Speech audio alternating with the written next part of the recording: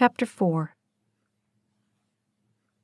There was no question by the time dinner was finished that she was going to be sore tomorrow. Maggie stood from the table and swallowed the groan of pain that attacked her. Keith looked up from his spot by Peter. "So, how was riding?" "Fun," Peter said before Maggie had the chance. "Hussies," Isabella said as Maggie took her plate and set it to the side. "You, little missy, need a good scrubbing." Maggie picked the little girl up out of the high chair, the evidence of the mashed potatoes smeared all across her face. "Goodness, you even smell like those Hosies." "Hussies," Isabella said again, swinging her little feet into Maggie's thigh. "Maybe some other time. Right now, it's bath time." Without being told, Peter stood from his place, stacked his silverware on his plate, and took it to the kitchen. Maggie sighed in spite of herself. He was much too old for 4. "Well, we'll see you in the morning." "Yeah. Have a good night." "We will." She took Peter's hand. "Come on, Buster. I'll let you play with the Ernie boat." It was stupid. Keith knew it. But the quieter the house got, the more he wanted to check just one time. They were already in bed, probably asleep, and yet he wanted to make sure of that. Finally, unable to talk himself out of it, he quietly exited his room on the far opposite side of the mansion. He shook his head as he crossed past the master suite. How very far it seemed from the kids' rooms. Not for the first time ever, he wondered why they bothered to have Pete and Izzy in the first place. Little trophies. That's all they had ever really been. It was just like Ike said, kids were meant to live with their parents, not be put on display to make the parents look good. Shaking his head to clear it of the disturbing thoughts, Keith made his way to the 3 doors at the far end of the hall. He noticed, without really looking, that the light was on under her door. She was probably reading or getting ready for bed. He'd have to be extra quiet. On his way to Isabella's door, however, he noticed the white door on the opposite side cracked open. That was strange. Curious, he stepped over to it and peeked inside. The scene beyond knocked sanity and air from him simultaneously. There on her knees, next to Peter's bed, knelt Maggie. He couldn't see her face, but her back was arched. She was huddled in the protectiveness of her shoulders. Next to her, Peter lay, eyes closed, but turned toward her. "And help Mommy and Daddy come home safely. Thank you for today, God. Give us good sleep tonight, and let us have a great day tomorrow. Amen." Unbidden tears sprang into Keith's heart as he watched. Amen. Peter's eyes opened and he smiled at Maggie. Just then he glanced up, and Keith knew he was busted. He sniffed self-consciously. In the next heartbeat, Maggie whirled around. Fear and determination met in her face right up until she figured out who he was standing there. She stumbled to her feet.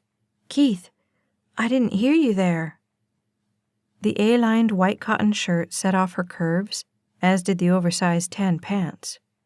They were very loose and too short to be called pants. He was having trouble getting a full thought through his head. I'm sorry. I was just checking everything before I turned in." "Oh." Her hand slid to the back of her shirt, which she pulled down. Then she brought her hand back around her middle and scratched the inside of her other forearm. "Everything locked down tight?" "Seems to be." "Oh, good."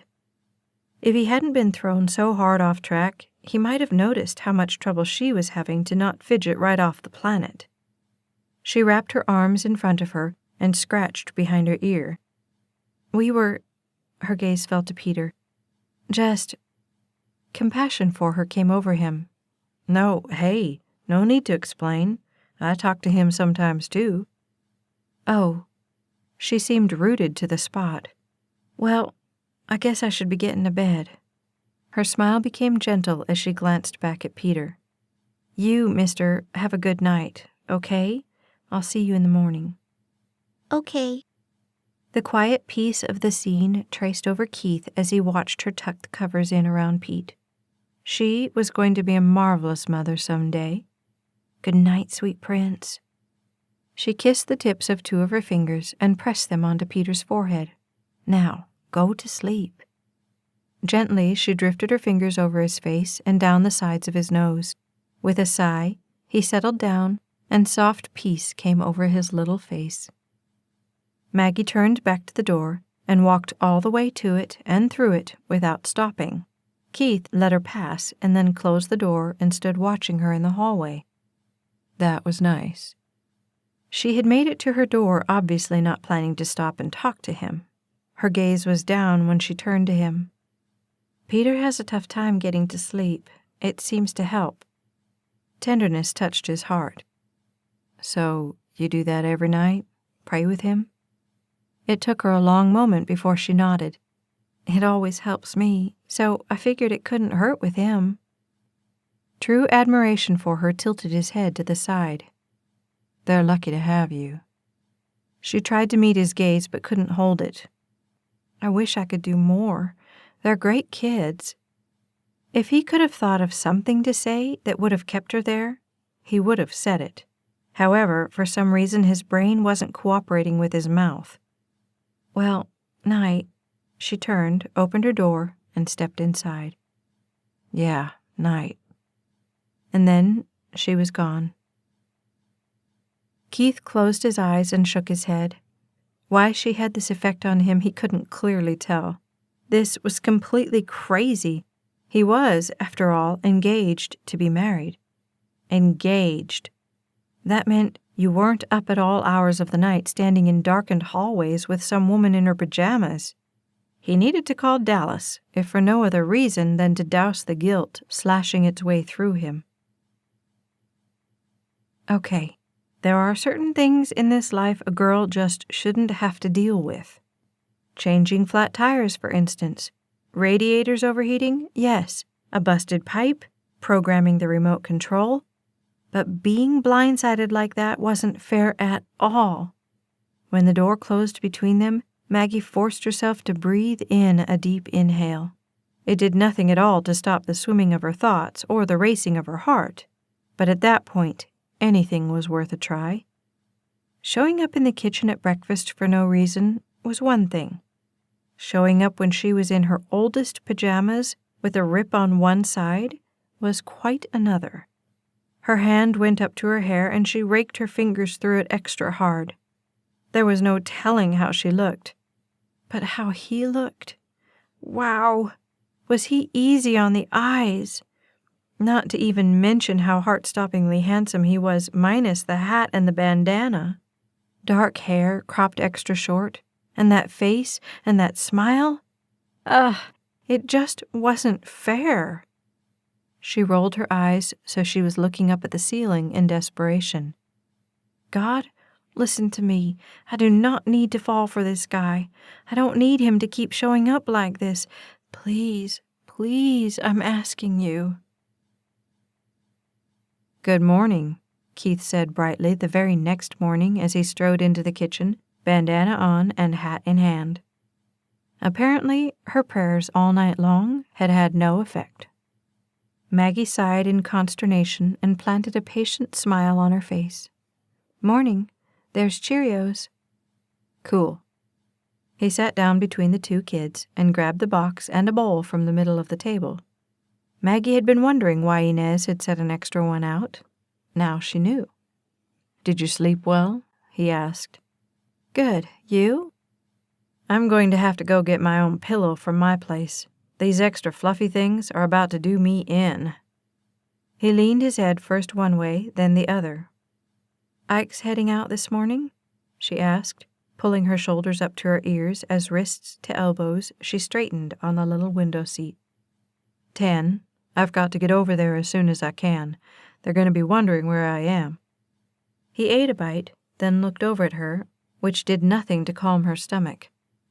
You don't eat breakfast? Oh, I had a muffin earlier. A muffin? He lifted his chin skeptically. Well, that's one plus in your favor. Helga got canned because she ate too much. Maggie swallowed at the implication. Helga? She was the nanny, a year and a half ago, something like that. If he was trying to make her feel better, it wasn't working. So, they go through a lot of nannies, huh? Keith shrugged as he finished off his Cheerios. About one every couple months or so. Oh, it was all she could get out. Well, I'm off to the races. He stood and grabbed his hat from the table. When it was on his head, Maggie had to force herself to think. Then he smiled, and all the remaining thoughts scattered along with their counterparts. Or to get 'em ready for the races anyway. Y'all have a good day. Bye, Keith, Isabella said through her mouthful of food. Bye, baby doll. Keith bent and kissed her forehead. See ya, slugger. He waved at Peter, and with that he strode out of the kitchen.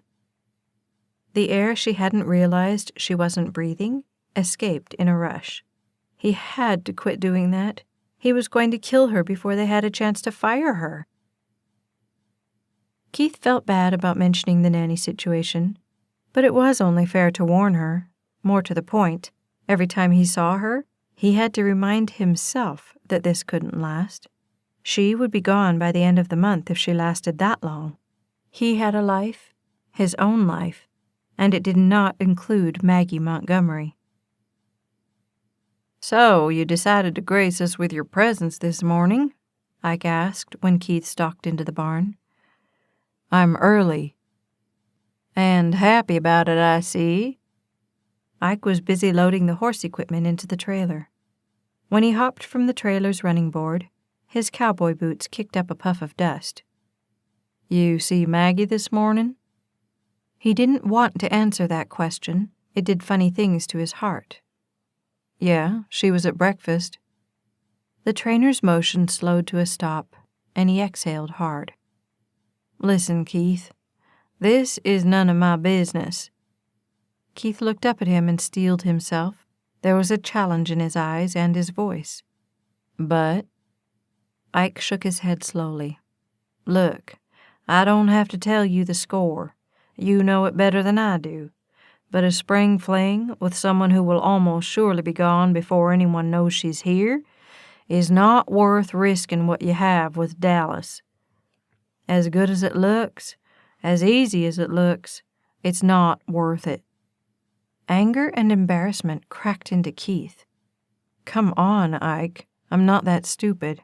Besides, you know that's not my style anymore. Maggie's a friend, and not even that. Yeah, well, Ike stopped toe-to-toe with Keith, his faded gray eyes as serious as Keith had ever seen them. Keep it that way, okay? Dallas, hey, how's it going? Keith put his elbow over the soft tan couch cushion as he sat back that night. He was safe and secure, locked in his own bedroom, far across the mansion from the kids' wing. Ugh, I'm about 2 seconds from cracking somebody's skull against a wall, Dallas said in typical Dallas fashion. Oh, why's that? What's it always, studying as usual? Her voice softened. It's good to hear your voice, though. I need some sanity. Now I'm sanity? He laughed. That's scary. Tell me about it. I'm so ready to get out of here I could scream. 2 weeks you'll be back here with me. No books, no studying. He closed his eyes and could almost catch the feeling of her being right there with him. Can I come now? His laugh was a breath. Afraid not. But I'll tell you what. You buckle down and stick with it, and when you get here, we'll throw you a big party. Ugh, don't remind me. What? You having second thoughts? No. The sigh was soft, barely there. But the planning and the parties and the crowds, can't we just elope? Oh, your dad would love that. Don't remind me. Mom called today. They're coming up for a visit. Well, it's actually for a fundraiser, but that's as close as I get to a real visit these days. The junior senator from Texas has higher ambitions? Keith asked, amused. Always. Him, me. It runs in the family. Well, I can't speak for him, but I am very proud of you. Thanks. I needed to hear that. She sighed, and he felt it run him through. I'm so ready to see you. Me too. Then he stopped himself. I mean, I can't wait to see you. I see myself every morning. You're crazy. Yeah, about you. They talked a while longer, and when he hung up, Keith felt better. Ike was right. Being around Maggie was playing with fire, and he didn't need that in his life. He had done that enough and had been burned repeatedly. No, in 4 days, his parents would be back. She would probably be gone for reasons he still didn't know. What he did know was that at some point things would go back to normal, and normal did not include Maggie Montgomery. Hanging on to that thought, he dug himself in the pillows and forced himself to stay there. By the next morning, Keith had come up with a solid plan. He wouldn't go anywhere near her unless absolutely necessary. For breakfast, he grabbed a Dr. Pepper out of Ike's stash in the barn. If all went well, he would have lunch at his place and call to let Inez know he was going to be late for dinner tonight. He could show up after they had gone to bed. It was a great plan. The fact that Keith hadn't been around didn't stop Maggie's heart from jumping every time there was a noise at a door. She had never felt so scattered or so flighty. The kids were great as usual. Through the soccer lesson and lunch, they were angels. For that, Maggie was grateful, because she was having a really hard time concentrating on anything other than when he might show up again. Trying to come up with anything that might stave off insanity, she had a thought after lunch. Hey, you two, what do you say we make smoothies and take them out to the playhouse? What's a smoothie? Peter asked. Come on, I'll show you. She took them both to the kitchen, knowing Inez had gone into town to do errands, and Patty Ann wasn't due back until at least 4. Careful to anchor her, Maggie set Isabella on the counter. With only 2 cabinet openings, she found the blender. From his spot on the floor, Peter watched her. Here. She stood him up on the chair. You watch your sister. Obediently, Peter put his hands on Isabella. Maggie went to the refrigerator and got out a few things. They wouldn't be the most elaborate smoothies in the world, but she didn't think the kids would care anyway. This is going to be fun. She plugged the blender in and put several ingredients in: the strawberry yogurt, the bananas, the raspberries, and ice. Oh, milk. In 5 steps, the refrigerator door was open in her hand. It was then that she heard the scream. Izzy, no! On one whirl, she was around, and her own scream joined Peter's. Izzy, no! The growl of the blender was cacophonous, like a jackhammer on concrete, crushing, crunching, screeching. The blender flung the pink concoction in every conceivable direction. Who was screaming what, Maggie had no idea. All she knew was that by the time she got the blender shut off, there were pink splotches all over the kids, all over her, and most distressingly, all over the kitchen. Pink was dripping down the white glass cabinets, off the white and navy curtains, and all over the grouted gray tile floor. Oh my, no! She put her head back to keep from crying. No, no, no, no! Pulling Patience to her with all her strength, she looked at the 2 children. Isabella was in the throes of an all-out panic attack, and Peter was cowering away from her like he was about to be beaten. She fought back her own distress and took a breath to try to calm herself. Carefully, gently, Maggie took Isabella into her arms and sat down on the chair next to Peter, oblivious to the pink squish underneath her. It's okay, baby. I shouldn't have let you that close. In her arms, Maggie rocked the inconsolable child slowly until her wails became whimpers. My fault. That was all my fault. Peter's sniff behind her brought her attention to him, and with tears crowding her own eyes, Maggie reached back for him. It's okay, Peter. It's okay. Her tenderness wrenched sobs of fear and guilt free from the little boy, and his wails replaced Isabella's. I shouldn't have left you there like that. I shouldn't have. It was stupid, but it was my stupid, not yours. That wasn't your fault. It wasn't. Peter looked around the kitchen and shrank into the slats of the chair. Inez will be mad. It was true. Maggie knew it in her bones as she looked around the yogurt-splattered kitchen. This could well come at the cost of her job. Well, you let me worry about Inez. What? Did the Pepto-Bismol explode? Maggie spun so fast she nearly sent all three of them crashing off the chair. He stood in the kitchen doorway, hands on hips, surveying the mess. Keith. He'd only been by to talk to Jeffrey about the yard for the engagement party. He hadn't even intended to stop in and say hi. But when screams erupt and you're the one in charge, you come running. Behind him, he heard Jeffrey's hard, disgusted sigh. However, whether she was thinking when she did it or not didn't matter at the moment. What mattered was that all three of them looked like they were about to be thrown out permanently, and they knew it. They shrunk backward away from his presence. He stepped farther into the kitchen, turned toward the counter, and shook his head in consternation. What happened? It was my fault. Maggie stood shakily, placing herself between him and the children. We were going to make smoothies. I left them over here, and the blender got turned on. It's my fault. I should have been watching them closer. Smoothie splatters streaked down her blue blouse, across her hair, and down her face. In fact, it was everywhere. Things happened. Keith knew that as well as anybody. However, he also knew there were people in this place who wouldn't take that for a reason. Okay, why don't you take the kids upstairs, hose them off, get them into clean clothes, whatever it takes. Jeffrey and I will get this mess cleaned up. He heard Jeffrey's grunt of disapproval, but with one glance backward, he silenced any protest.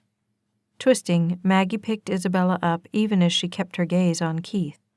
Are you sure? I don't want to get you into trouble. Let me worry about that. You take care of them. A wary nod, and Maggie herded the children out and up the stairs. Keith turned to Jeffrey, who looked positively mortified. Come on, we'd better get this place cleaned up before the she-wolves get back. Upstairs, Maggie did her best to calm the children down. Isabella was the easiest. With a quick slide through the bathtub, clean clothes, and her bed, coupled with the intense crying of earlier, the little girl was asleep in no time. Peter, on the other hand, was a different story. He watched her carefully. Every move she made, he seemed to cringe back from her in fear. In the bath, when she went to put the soap on him, he backed away a full inch before she caught hold of him. Hey, Peter boy, where are you going? It's okay, I'm not going to hurt you. See, we're just going to wash all this icky old yogurt off so you're all nice and clean. She kept talking in that sing-song voice that kids melted into. It didn't help him, but it sure helped her. When Peter made it out of the tub and dressed, Maggie took him in the rocking chair, wondering about what was going on downstairs. However, as deadly to her job as that sounded, she had to trust that they would do the best they could. Whatever happened after that would happen. What in the wide world? Inez stopped cold in the doorway to the kitchen. Keith held up his hand that sported the little rope around his wrist as he stood on the chair, wiping yogurt from the ceiling. I can explain. Inez swung the bags onto the counter. Well, somebody better. Look at these mess. He surveyed his options, took a breath, and plunged ahead. I didn't have lunch. I was just going to grab something quick. I didn't realize the blender was on when I plugged it in. He felt Jeffrey's gaze on him, but he kept going. We were hoping to have it cleaned up before you got here. She didn't look at all pleased. Well, that worked. Don't worry about it. We'll get it. It was clear she wanted to yell at him, but the hierarchy of the situation dawned on her, and she backed off. Fine, but these mess had better be clean before dinner. It will be, no problem. Maggie was still rocking Peter in the chair an hour later. Her cheek rested on his head, and she knew he was asleep. Poor kid. She'd about scared him to death. The soft creak of the door brought her thoughts up from the sleeping child. Keith stuck his head in, and she gasped softly. "Keith, how's—" He put his fingers to his lips, glanced back out into the hallway, and then stepped in before closing the door quietly behind him. Making no noise at all, he tiptoed over to where she sat. She surveyed him seriously. "How's downstairs?" "Clean, finally. We've got the curtains in the wash right now. Everything else is done." She sighed in relief, and the chair started rocking again. But he didn't leave. Instead, he sat on his heel next to the rocking chair and brushed his thumb under his nose. "Listen, Inez came home and about had a conniption." Maggie's eyes widened in fear and then closed as she shook her head. "I'm dead." No, that's what I came up here to tell you. I took the rap for you." Her gaze smashed into his as she tried to understand what he was telling her. "You what? Why?" Gentle and compassionate, he gazed at her, his deep brown eyes setting her spirit on solid ground. "She can be a little harsh if things aren't just right, so I told her I did it. So long as you don't say anything, she'll never know." Gratefulness for his chivalry traced through her, but still, he'd put himself out there to get yelled at, or worse. "But why? Why would you do that? It was my fault." "Hey, things happen." He shrugged, then reached over and ran his hand over Peter's head. "Besides, these two need you more than I need my skin." With a tight smile, he stood, and her gaze followed him up. "Will you be back for dinner tonight?" He nodded ever so slightly. "I wouldn't miss it."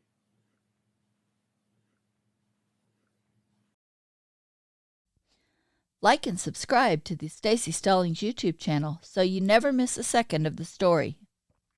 This has been Deep in the Heart, written by Staci Stallings. Narrated by Becky Dowdy of Brave Hearts Audiobook Productions. Copyright 2010 by Staci Stallings. Production copyright 2014 by Staci Stallings.